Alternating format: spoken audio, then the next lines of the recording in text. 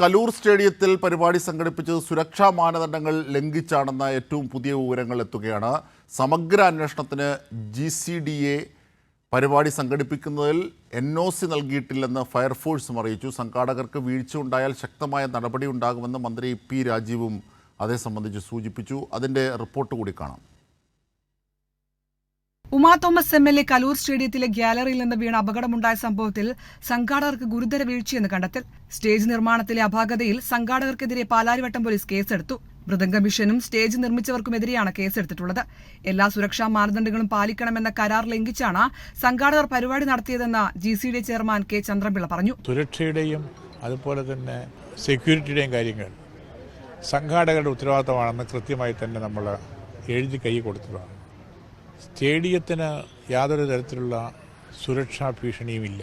സംഘാടകരുടെ ഭാഗത്തു നിന്നും വീഴ്ചയുണ്ടെങ്കിൽ ശക്തമായ നടപടി ഉണ്ടാകുമെന്നും മന്ത്രി P. രാജീവ് വ്യക്തമാക്കി.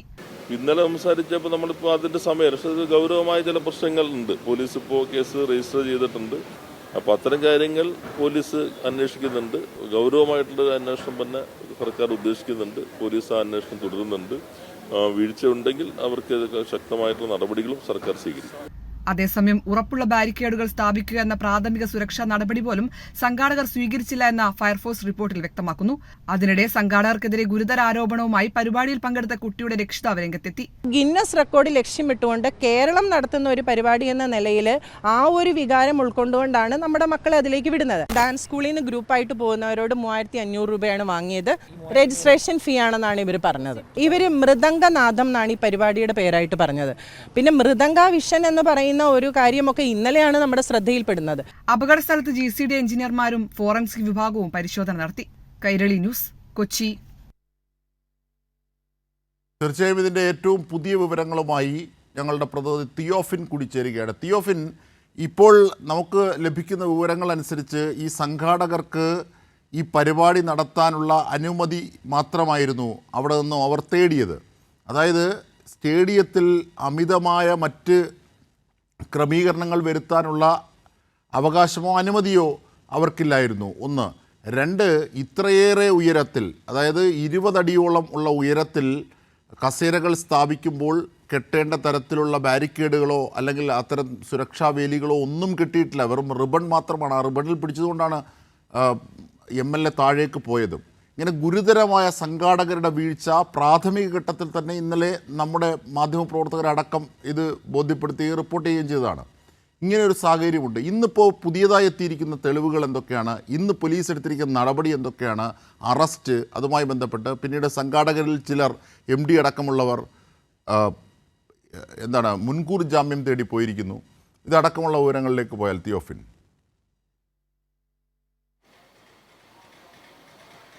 അന്വേഷാദ, ഈ മൃദംഗ വിഷൻ്റെ പേരിലാണ് ഈ പരിപാടി സംഘടിപ്പിച്ചത്. ഇതിനു വേണ്ടിയുള്ള മറ്റ് ഒരുക്കങ്ങളും കാര്യങ്ങളും നിർവഹിച്ചതെല്ലാം ഇവൻറ്റ് മാനേജ്മെൻറ്റ് കമ്പനിയായ ഓസ്കാറാണ്. ഓസ്കാർ ഇവൻറ്റിൻ്റെ ഉടമയായ കൃഷ്ണകുമാറിനെ പോലീസ് കസ്റ്റഡിയിലെടുത്തിട്ടുണ്ട്. ഇതിനിടെ തന്നെ ഈ മൃദംഗ വിഷനുമായി ബന്ധപ്പെട്ട ഇതിൻ്റെ സംഘാടകർ ഹൈക്കോടതിയെ സമീപിക്കുകയും ചെയ്തിട്ടുണ്ട്. പാലാരിവട്ടം പോലീസ് എടുത്ത കേസിന് മുൻകൂർ ജാമ്യം തേടിയാണ് ഹൈക്കോടതിയെ സമീപിച്ചിട്ടുള്ളത്. ഹൈക്കോടതി ഈ അല്ലെങ്കിൽ ഈ മുൻകൂർ ജാമ്യാപേക്ഷ പിന്നീട് പരിഗണിക്കും. എന്തായാലും വലിയ സുരക്ഷാ വീഴ്ച, ഈ സംഘാടനത്തിൽ വലിയ പിഴവ് ഇതിൽ വ്യക്തമാണ്. അത് GCDA നൽകുന്ന വിവരങ്ങൾ കൂടി പരിഗണിച്ചാൽ അത് വളരെ വ്യക്തമാണ്. കാരണം GCDAക്ക് സംഘാടകർ നൽകിയ അപേക്ഷയിൽ സ്റ്റേഡിയം ഉപയോഗിക്കാനുള്ള അനുമതി മാത്രമാണ്.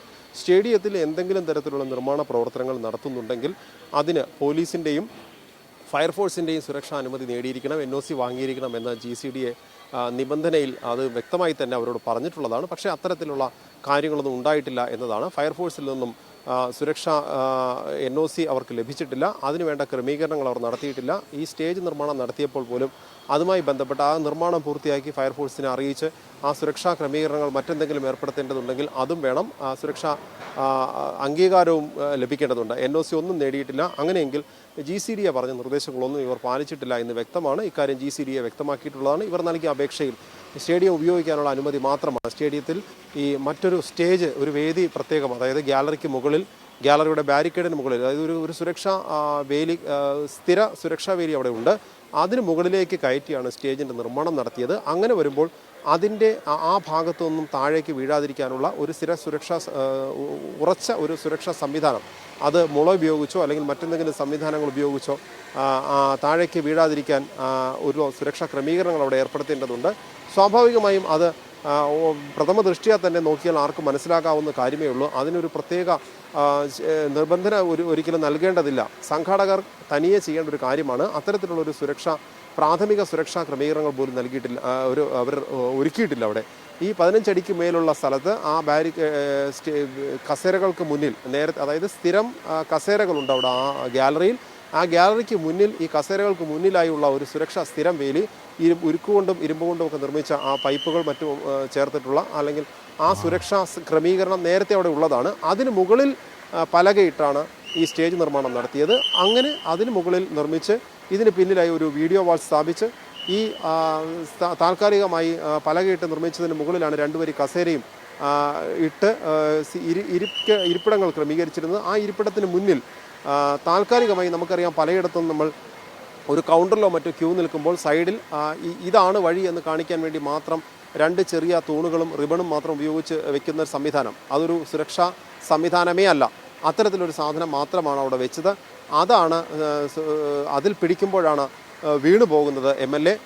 അത്തരത്തിലൊരു സുരക്ഷാ സംവിധാനം യാതൊരു രീതിയിലുള്ള ഒരാൾ വീഴാതിരിക്കാനോ അല്ലെങ്കിൽ പിടിച്ചു നടക്കാനോ ഉള്ള ഒരു ക്രമീകരണങ്ങളോ അങ്ങനെയുള്ള ബാരിക്കേഡോ സംവിധാനം ഒന്നും ഇവർ ഏർപ്പെടുത്തിയിരുന്നില്ല.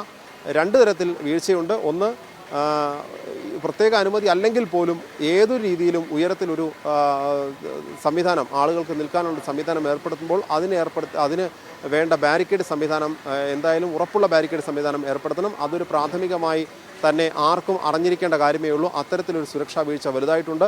അതോടൊപ്പം GCDAക്ക് നൽകിയ അപേക്ഷയിൽ ഇത്തരത്തിലൊരു സ്റ്റേജ് നിർമ്മാണത്തെക്കുറിച്ച് ഇവർ പറഞ്ഞിട്ടില്ല. സ്റ്റേഡിയം ഉപയോഗിക്കാനുള്ള അനുമതി മാത്രം ചോദിച്ചിരിക്കുന്നു. മറ്റ് നിർമ്മാണ പ്രവർത്തനങ്ങൾ എന്തെങ്കിലും ഉണ്ടെങ്കിൽ സുരക്ഷാ ക്രമീകരണം നടത്തി ആ സുരക്ഷ NOC വാങ്ങണം എന്ന ഫയർഫോഴ്സിനെ അറിയിച്ച് അതിനുവേണ്ട നടപടികൾ സ്വീകരിക്കണമെന്ന് GCDA നിർദ്ദേശിച്ചിട്ട് അതനുസരിക്കാനും സംഘാടകർ തയ്യാറായിട്ടില്ല. അതുകൊണ്ട് തന്നെ വലിയ രീതിയിൽ എന്തായാലും വളരെ കർശനമായ നടപടി സംഘാടകർക്കെതിരെ ഉണ്ടാകും. ഇത് കണ്ടുകൊണ്ട് തന്നെയാണ് പോലീസ് നടപടി ഉണ്ടാകുമെന്ന് മുൻകൂട്ടി കണ്ടുകൊണ്ടാണ് സംഘാടകർ ഇപ്പോൾ മുൻകൂർ ജാമ്യവുമായി ഹൈക്കോടതിയെ സമീപിച്ചിരിക്കുന്നത്. ഇവന്റ് മാനേജ്മെന്റ് ഉടമ കൃഷ്ണകുമാറിനെ പോലീസ് കസ്റ്റഡിയിൽ എടുത്തിട്ടുണ്ട്. കാരണം ഇവന്റ് മാനേജ്മെന്റ് ആണ്, ആ കമ്പനിയാണ് ഈ സുരക്ഷാ ക്രമീകരണങ്ങൾ നടത്തേണ്ടത്. അതായത് സ്റ്റേജ് ഉൾപ്പെടെയുള്ള ക്രമീകരണങ്ങൾ ഏർപ്പെടുത്തുമ്പോൾ അത്തരം സാധനങ്ങളെല്ലാം മുന്നിൽ നിന്ന് ചെയ്യുന്നത് അവരാണ്. അതുകൊണ്ടാണ് ഇവന്റ് മാനേജ്മെന്റിനെതിരെ ആദ്യം നടപടിയെടുത്തിട്ടുള്ളത്. എന്തായാലും മൃദംഗ വിഷ്ണുവിനെതിരെയും നടപടി ഉണ്ടാകും. ശരി, തിയോഫിനാണ് ഇതുവരെയുള്ള സമഗ്ര വിവരങ്ങൾ നൽകിയത്. ഇനി